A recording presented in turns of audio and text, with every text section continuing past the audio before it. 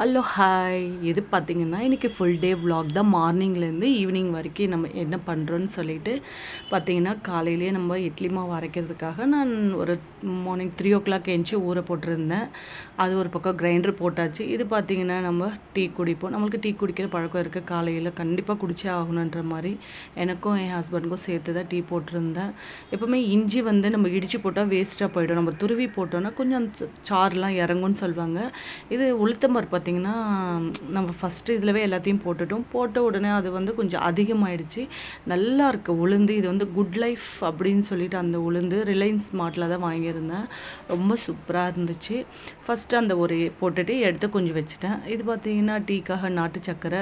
நம்ம நிறைய அது சர்க்கரை இருந்ததுன்னா அந்த குட்டி ஸ்பூனே சரியாக போயிடும். பத்தலைன்னு தான் சில்வர் ஸ்பூன் எடுத்து போடுற மாதிரி இருந்தது. பார்க்குறதுக்கு உங்களுக்கு அதிகமாக சர்க்கரை போட்ட மாதிரி தான் இருக்கும். ஆனால் நம்ம கம்மியாக தான் இருக்கும். நம்ம குடிக்கும் போது நார்மலாக இருக்கும். ரொம்ப ஹெவியெல்லாம் இருக்காது. காலையில் அந்த டீ குடித்தா தான் நம்ம அடுத்தடுத்த வேலைகள் எல்லாமே நமக்கு கண்டிப்பாக ரிலாக்ஸாக பண்ண முடியும். பார்த்திங்கன்னா அதை சும்மா இந்த பக்கெட்டில் தான் ஊற வச்சுருந்தேன். ஏன்னா நமக்கு பெருசாக இருந்தால் தான் நம்ம அந்த அரிசியெல்லாம் நல்லா வாஷ் பண்ணுறதுக்கும், மாவு கொஞ்சமாக இருந்தாலுமே நமக்கு நல்லா கையை வச்சு அது நல்லா மாவை அடித்து விட்டால் தான் நல்லா ஃப்ளஃபியாக இருக்கும். இட்லியாக இருக்கட்டும். இப்போ பார்த்திங்கனாலே தெரியும் பாருங்க, அப்படியே புசு புசுன்னு இருக்குது. அந்த மாவு எடுத்து நம்ம தண்ணிக்குள்ளே விட்டால் அந்த மாதிரி அந்த பந்து போல் வரணும். அப்போ தான் அந்த மாவு ரொம்ப நல்லா இருக்குது நம்ம பருப்புன்ட்டு. இன்றைக்கி செவ்வாய்க்கிழமைன்றதால எப்போவுமே வேப்பலை நம்ம வாசலில் வைக்கிறது தான். இது பார்த்திங்கன்னா நம்ம கம்ப்யூட்டர் சாம்பிராணி ஏற்றுறோம் பார்த்திங்களா, அதை கண்டிப்பாக யாரும் கீழே போடாதீங்க. இது என் ஃப்ரெண்டு எனக்கு சொன்ன ஒரு டிப்பு. இதில் பூஜை சாமான் தேய்க்கும் போது அவ்வளோ பளிச்சுன்னு இருக்குமா. கண்டிப்பாக நீங்கள் ட்ரை பண்ணுங்கள். ரொம்ப சூப்பராக இருக்குது. நான் ட்ரை பண்ணது தான். இது என்னோடய கிச்சன். எனக்கு பிடிச்ச மாதிரி நான் வச்சுருக்கேன். எனக்கு இந்த பாட்டில் ஐட்டம்லாம் ரொம்ப பிடிக்கும். ஆனால் ஒன்றும் பார்த்து தான் நம்ம யூஸ் பண்ணுற மாதிரி இருக்கும். ஏன்னா நம்ம கொஞ்சம் தவறுனாலுமே கீழே உடஞ்சிரும்ல. அதுக்காக கண்டிப்பாக உங்களுக்கு இன்னொரு நாளைக்கு என் கிச்சன் இது எப்படி இருக்குன்னு நான் காட்டுறேன். உளுந்து ஃபஸ்ட்டு போட்டிருந்தேன். அதை எடுத்துகிட்டு மீதி இருக்கிறத போட்டிருந்தேன். இப்போ பார்த்திங்கன்னா உளுந்தில் தான் எல்லாமே வெந்தயம் போடுவாங்க. ஆனால் நான் எப்போவுமே உளுந்தில் வெந்தயம் போட மாட்டேன். நீங்கள் அரிசி மாவு போடுறதுக்கு முன்னாடி வெந்தயத்தை போட்டுருங்க. போட்டு அது கொஞ்சம் நல்லா சாஃப்டாக மசிஞ்சதுக்கப்புறம் நீங்கள் அரிசி சேர்த்துக்கோங்க. சூப்பராக இருக்கும் இட்லி தோசைலாம். இது குழி பணியாரத்துக்காக இஞ்சி துருவி வச்சுருந்தேன். கேரட்டும் துருவி வச்சுருந்தேன். வெங்காயம், கொத்தமல்லி, கருவேப்பிலை எல்லாத்தையும் எடுத்து வச்சுருந்தேன். கடாய் வச்சு எண்ணெய் ஊற்றி கடுகு, உளுத்தம்பருப்பு, கொஞ்சம் உளுத்தம்பருப்பு போட்டிருந்தேன்.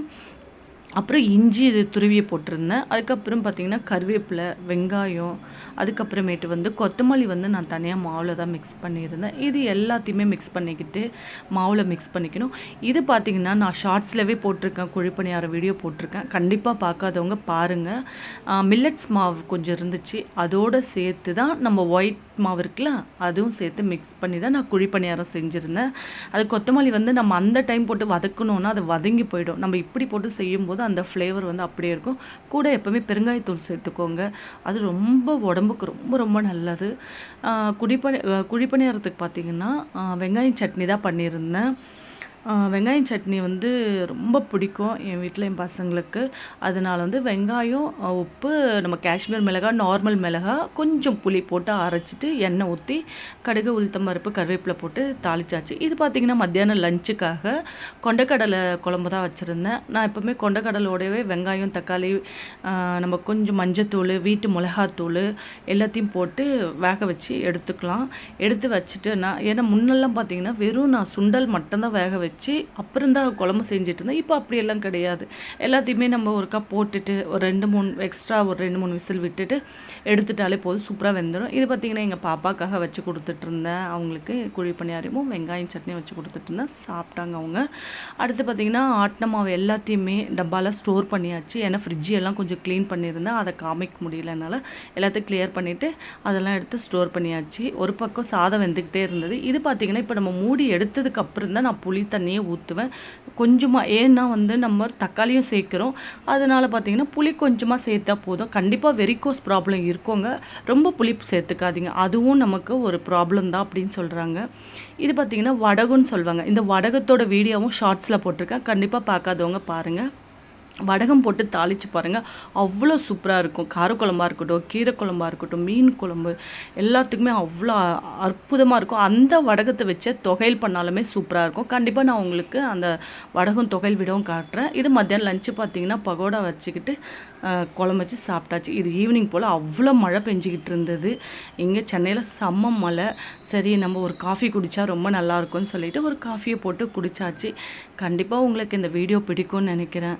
எல்லாருமே சப்போர்ட் பண்ணுங்கள், லைக் பண்ணுங்கள், ஷேர் பண்ணுங்கள். எனக்கு சப்ஸ்கிரைப் பண்ணி என்னை சப்போர்ட் பண்ணுங்கள். Okay, bye friends.